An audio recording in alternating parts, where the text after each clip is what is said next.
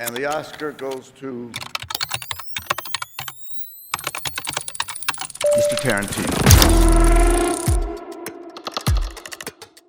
What's the movie that we have never seen because you haven't made it? And make that movie. This isn't real, guys. This is a movie. We can do anything in here, and as long as it's all just make-believe. I'd say what I have written so far, all right, is the best of it. For whatever reason, I think you were born to tell this story. And you need to not be afraid of your own movie. You can't tell this story if you're afraid of your own movie. You just need to do it. Everybody knows what time it is. We're all professionals. Everybody gets it. Just treat them with love and respect. Treat them like actors, not atmosphere. Let them know why they're there and what we're doing and what we're trying to get across. And it'll all be good. By the way, you're going to be doing this in the South. Those people need money. They need jobs. And I just became too precious about the page. It was like, had to be the greatest thing I'd ever done. And I just couldn't stop writing. I couldn't turn my head off. It's just like, keep coming up with another idea after that and another idea after that. And by the way, this is a movie, all right? It can't just keep getting bigger and bigger and bigger. And it did, but I was so in love with the page, I couldn't stop. I mean, now after I've done Kill Bill, I know how to end it. I know how to do all of that. But at that moment, when, you know, everything was about that, I just couldn't get away from the desk. What is it that makes a Tarantino script? Because the dialogue is so riveting.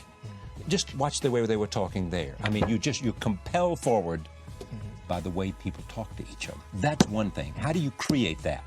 Well, I get them talking to each other. I mean, it's just that simple, all right? And you've got a good ear. Yeah, I got a very good ear, and there isn't a lot of aspect when it comes to writing that relates to acting, all right? The way, like, two actors would improvise or something like that, but it's not, there's not that show-offy. Uma has a great line about it. She goes, look, if an actor is improvising and they're not using curse words, that's not improvisation. That's writing. All right. That's why you never see it. All right. If they're going to improvise, they're going to cuss. Yeah. All right. And so what happens is I just get the characters talking to each other. And what you're trying to do is create an environment as you're writing that Quentin isn't doing it. They're doing it. Quentin starts it off. Quentin knows the direction it's supposed to go. But then the characters take it over. All right. Do you ever want to work with other people's dialogue, with other people's script? Oh no, I've read scripts that have fantastic dialogue. That you would direct. Yeah, that I well, you know. No. I write my own stuff, so I mean, it would have to really knock me out and everything. Tell me, what are the elements for you that you want to see in your films, because they represent a Tarantino signature? It's about character, and the dialogue just comes out of the character, and I don't lead the characters. I let the characters lead me, both as far as who they are and the conversations and even the scenario itself. Part of the thing that I like to do is I like genre. I like working in genre. And I like working very personally and very minutely inside of a fun movie genre. You said that if you want to be a writer, one damn good thing to do is to go be go to acting class, go be an actor. No, I agree with that, definitely. What does it give you? It gives you more of an insight to these characters. Also, as a director, it gives you a sense of how to talk to an actor. You understand, you're walking a mile in their shoes, and you kind of understand it.